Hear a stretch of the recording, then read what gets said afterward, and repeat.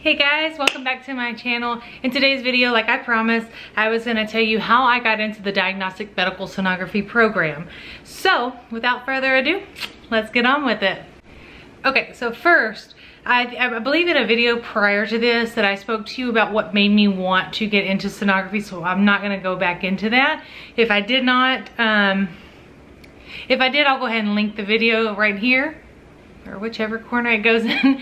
But, basically, I found a school, I got online and I looked up what schools were accredited.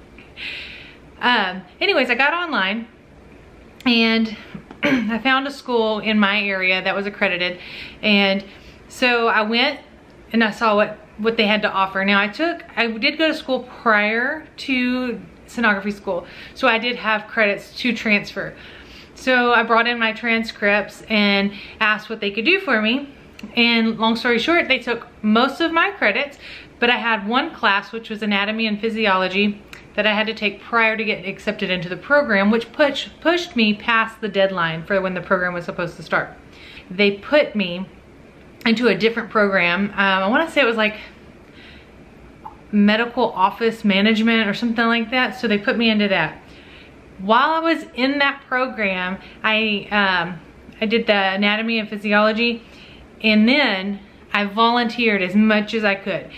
One, in order to be accepted into the program, they required a certain amount of hours to volunteer. That I accepted into this one program, took my A&P, did all these volunteer hours. I can't remember exactly how many, but I was always in the lab, especially with like the seniors who were getting ready to graduate because they needed all the practice they could. So I was basically like a guinea pig. I let them scan me all day long, and being in there and asking questions, I learned a ton.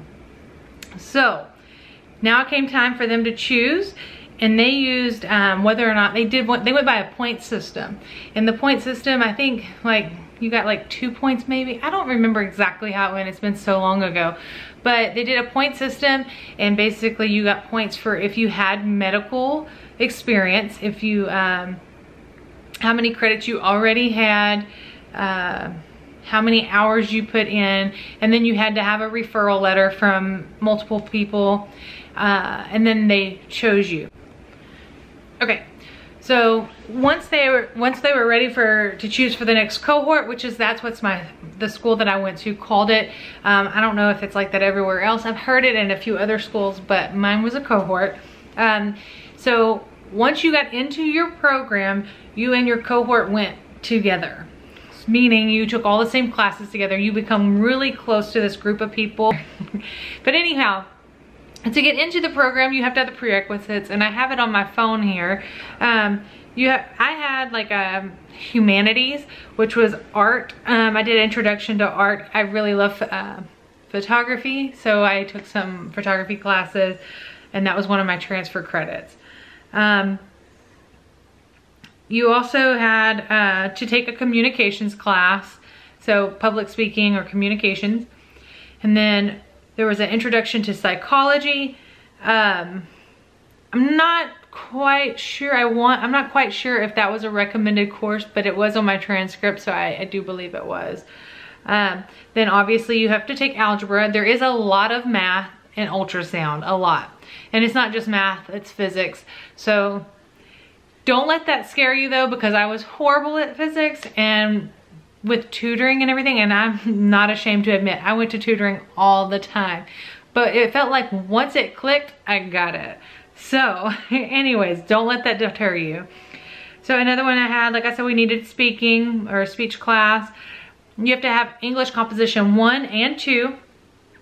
And then you get into the meat and potatoes of the course. So then you start taking your physics.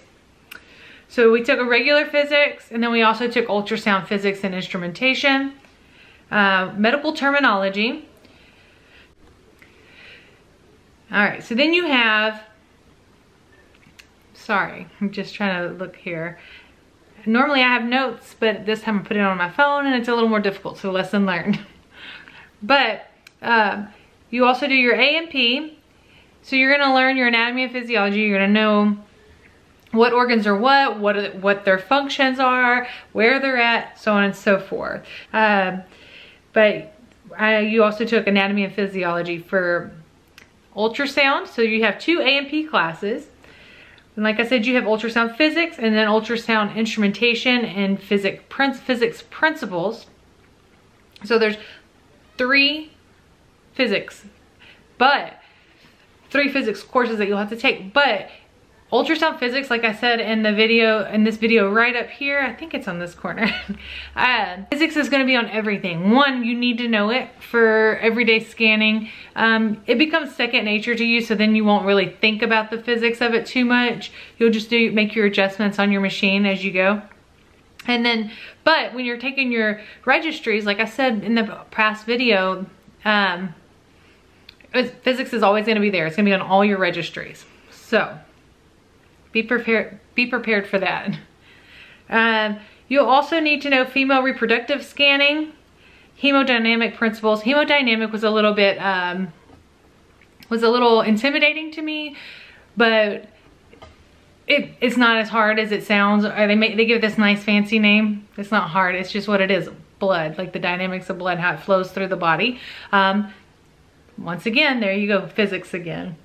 Then you got pathophysiology for ultrasound. So you have to obviously know all your pathology. You also need to do your OB scanning 1 and OB scanning 2 and OB scanning 3. You'll also do the same for, I did in mine, abdominal scanning 1, 2, and 3. Same with vascular, 1, 2, and 3, and they're all different courses broken up. Then after you've done all your 3s, like you've done your vascular 3, your abdomen 3, your OB 3, after you've done that, then you're finished, you're getting ready to graduate, and that's when you're going to go on to your Diagnostic Medical Sonography externship or internship, however your school calls it. Basically what they do is they find somebody who is willing to work with them and take on their students, and you follow them around. We had to do, I want to say it was 400 hours externship. So it is very hard to work a full-time job, and go to school in general, unless you're just working nights all the time and you're just exhausted. But it's very hard to work a full-time job. But once you get on to your externship, it's very unlikely that you can manage. So make sure you save up some money, put some money aside. It worked out for me because we had sold our house at the time, so I was able to do that. I want to say 400 hours working full-time at the hospital and at the heart clinic. I want to say it was 5 days a week, and it took me almost 3 months. I did finish a little, like a week or 2 early, because I would stay as long as I could, but I still finished it out. I wasn't about to just stop. I wanted all the experience I could get, so whenever I had to apply it to my real job, I knew what I was doing. So anybody who's in the sonography field understands that once you're done with training, or when you're getting close to the end of training, now you will, let me back up just a little bit there. Once you find a job in the hospital or wherever you're at, they will give you a small amount of training in hopes that you can pick it up and they can set you free and be on your own. So they want to do that as quickly as possible. So like I said, the more practice you have, the better.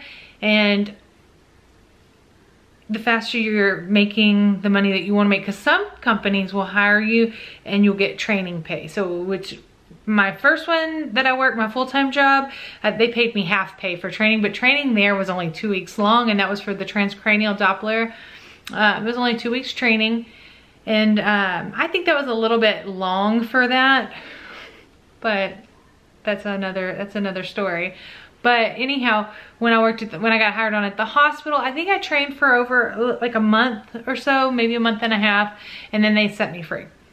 And when you're finally set free and you're a sonographer that's getting called in and everything,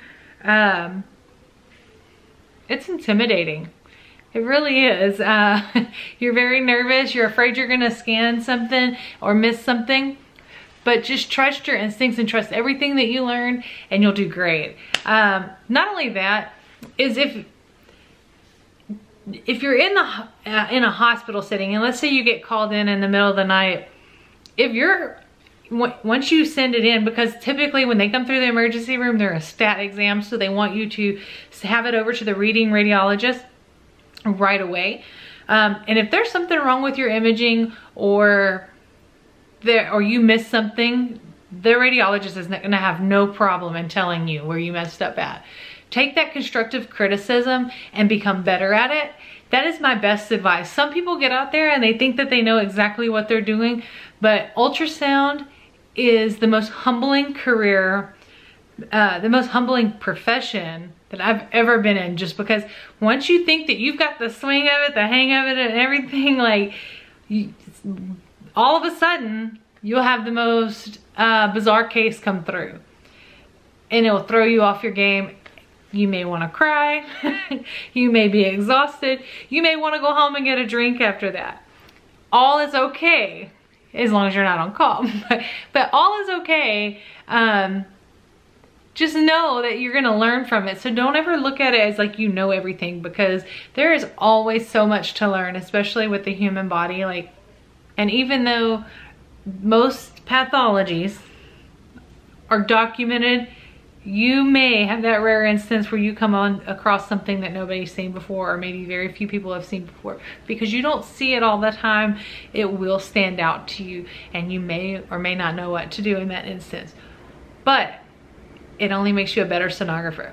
So I hope you guys liked this video. I apologize if it was lengthy. I hope I kept it pretty short and didn't ramble too long. Leave me a comment down below. Let me know what you think. And if you have any other video suggestions that you would like to see, hey, I'll get on it. I'll make it happen. But anyways, thank you so much for your love and support. I'm so glad that y'all are liking these videos. I mentioned it in my last video, which was like a makeup video. I started making these videos specifically because like I really enjoy doing that. And I've heard other YouTubers say that, but like it's so much fun. Like to me, like I like editing. I like technology stuff. So to me, it's so much fun. And also to be able to help other people who are interested in sonography find the answers that they're looking for, to help them decide whether or not this is the career for them.